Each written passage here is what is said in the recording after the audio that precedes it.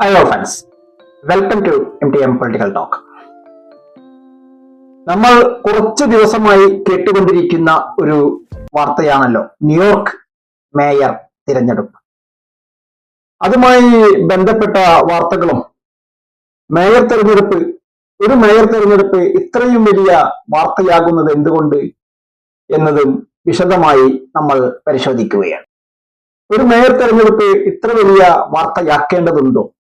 എന്താണ് അത് ഇത്രയും വലിയ വാർത്തയാവാനുണ്ടായ കാരണം? ഇതൊക്കെയാണ് വിശദമായി പരിശോധിക്കുന്നത്.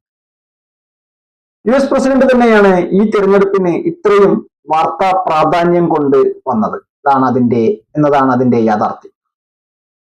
പ്രസിഡന്റ് അദ്ദേഹത്തിന്റെ സ്വന്തം സോഷ്യൽ മീഡിയ ഹാൻഡിലായ ദി ട്രൂത്തിൽ മേയർ തെരഞ്ഞെടുപ്പും അവിടുത്തെ ഡെമോക്രാറ്റിക് സ്ഥാനാർത്ഥി മംദാനിയെ കുറിച്ചും ഒക്കെ എഴുതിയത് കൊണ്ട് തന്നെയാണ് ന്യൂയോർക്ക് മേയർ തിരഞ്ഞെടുപ്പ് ഇത്ര വലിയ വാർത്താ പ്രാധാന്യം നേടിയത് എന്നതാണ് വസ്തുത.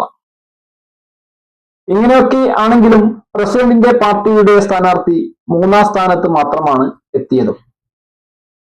സ്വതന്ത്ര സ്ഥാനാർത്ഥിയായ ആൻഡ്രൂ കുമോയെയാണ് 2-ാം സ്ഥാനത്തേക്ക് എത്തിയത്.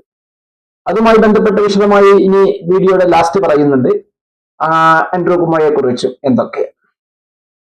51.5% വോട്ടുകളാണ് ഡെമോക്രാറ്റിക് സ്ഥാനാർത്ഥിയായി തിരഞ്ഞെടുക്കപ്പെട്ട മംദാനി നേടിയത്. ഇനിയാണ് തിരഞ്ഞെടുക്കപ്പെട്ട മംദാനി അതിന് എന്താണ് ഇത്ര വാർത്താ പ്രാധാന്യം എന്ന് കൂടി നോക്കാം.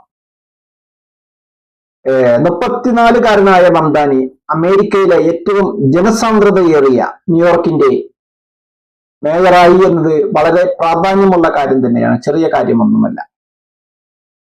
ഉഗാണ്ടൻ അക്കാദമിക് വിദഗ്ധനും കൊളംബിയൻ സർവകലാശാല അധ്യാപകനും ഇന്ത്യൻ വംശജനുമായ മഹ്മൂദ് മംദാനിയാണ് പിതാവ്. ചലച്ചിത്ര സംവിധായിക മീര നായരാണ് മാതാവ്. മീര നായരുടെ കുടുംബം അവർക്ക് 7 വയസ്സുള്ളപ്പോൾ മാതാപിതാക്കൾക്കൊപ്പം ന്യൂയോർക്കിലേക്ക് താമസം മാറിയത്. പിന്നീട് അവർ വിവാഹാനന്തരം ഉഗാണ്ടയിലാണ് മംദാനി ജനിക്കുന്നത്. 2018 മംദാനി US പൗരത്വം നേടുന്നത്. 2020 കിൻസിൽ നിന്ന് ന്യൂയോർക്ക് സ്റ്റേറ്റ് അസംബ്ലിയിലേക്കും തിരഞ്ഞെടുക്കപ്പെട്ടു. 2022-24 എതിരില്ലാതെ വീണ്ടും തിരഞ്ഞെടുക്കപ്പെട്ടു. ഇതിന്റെ മറ്റൊരു പ്രാധാന്യം എന്താണ് എന്ന് വെച്ചാൽ മേയർ സ്ഥാനാർത്ഥിയാവാനുള്ള ഡെമോക്രാറ്റിക് പാർട്ടിക്കകത്ത് നടക്കുന്ന മത്സരത്തിൽ US സംബന്ധിച്ചിടത്തോളം ഒരു സ്ഥാനാർത്ഥി ആവുക എന്നത് അവിടുത്തെ അവരുടെ പാർട്ടികളുടെ നിയമമനുസരിച്ച് ആ പാർട്ടിക്കകത്തൊരു മത്സരമുണ്ട്. ഡെമോക്രാറ്റിക് സ്ഥാനാർത്ഥിയാവുന്നതിന് വേണ്ടി പാർട്ടിക്കകത്ത് മത്സരിച്ച് അതിൽ ഭൂരിപക്ഷം കിട്ടുന്ന ആളാണ് സ്ഥാനാർത്ഥിയാവുക. അങ്ങനെ മംദാനിയും ഡെമോക്രാറ്റിക് പാർട്ടിക്കകത്ത് നടക്കുന്ന മത്സരത്തിൽ മംദാനിയുടെ എതിരാളി മുൻ ന്യൂയോർക്ക് സ്റ്റേറ്റ് ഗവർണർ ആൻഡ്രൂ കുമോയായിരുന്നു. അതാണ് നേരത്തെ സൂചിപ്പിച്ചത്, ലാസ്റ്റ് പറയാമെന്ന്. പാർട്ടിക്കകത്ത് മംദാനിക്ക് ഭൂരിപക്ഷം ലഭിച്ചപ്പോൾ കുമോയെ സ്വതന്ത്ര സ്ഥാനാർത്ഥിയായി വീണ്ടും രംഗം പ്രവേശം ചെയ്യുകയാണ്. പാർട്ടിക്കകത്ത് മംദാനിയാണ് ഡെമോക്രാറ്റിക് സ്ഥാനാർത്ഥിയായി ഭൂരിപക്ഷം ലഭിച്ചത്. അതുകൊണ്ട് അദ്ദേഹമാണ് മത്സര രംഗത്തുണ്ടാവുക. എന്നാൽ കുമോ എന്ത് ചെയ്തു എന്ന് വെച്ച് കഴിഞ്ഞാൽ അദ്ദേഹം വീണ്ടും സ്വതന്ത്ര സ്ഥാനാർത്ഥിയായി മത്സര രംഗത്തേക്ക് എത്തുകയും ഓപ്പോസിറ്റ് പാർട്ടിയായ ട്രംപിന്റെ പാർട്ടിയുടെ പിന്തുണ അദ്ദേഹം ഉറപ്പിക്കുകയും ചെയ്തു. അതാണ് ഈ മത്സരത്തിന്റെ മറ്റൊരു പ്രത്യേകത. എന്നാൽ ട്രംപിന്റെ പാർട്ടിക്ക് മറ്റൊരു സ്ഥാനാർത്ഥി ഉണ്ട്. അതാണ് ഇവിടുത്തെ പ്രാധാന്യം നൽകുന്ന വാർത്ത. ആ സ്ഥാനാർത്ഥിക്ക് ലഭിച്ചതാകട്ടെ വെറും 8% വോട്ടുകൾ മാത്രമാണ്. അതുകൊണ്ട് തന്നെയാണ് ഈ ന്യൂയോർക്ക് സിറ്റിയുടെ മേയർ തിരഞ്ഞെടുപ്പ് ഇത്രയും വലിയ വാർത്താ പ്രാധാന്യം നൽകിയതും ഇതുകൊണ്ട് തന്നെയാണ്. ഇതുമായി ബന്ധപ്പെട്ട് ഒരുപാട് വാർത്തകൾ നമ്മൾ ഇന്നും ഇന്നലെയും ഒക്കെയായി കേട്ടുകൊണ്ടിരിക്കുകയാണ്. ന്യൂയോർക്ക് സിറ്റിയുടെ ആദ്യത്തെ മുസ്ലിം മേയർ കൂടിയാണ് മംദാനി.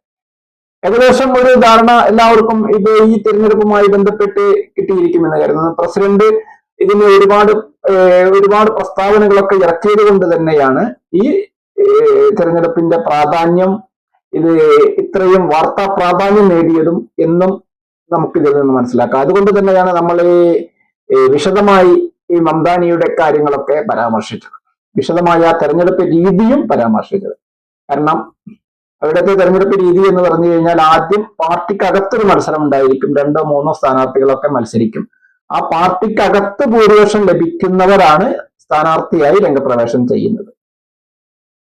അതുകൊണ്ട് തന്നെയാണ് ഈ മംദാനി പാർട്ടിക്കകത്ത് ഭൂരിപക്ഷം ലഭിച്ചു.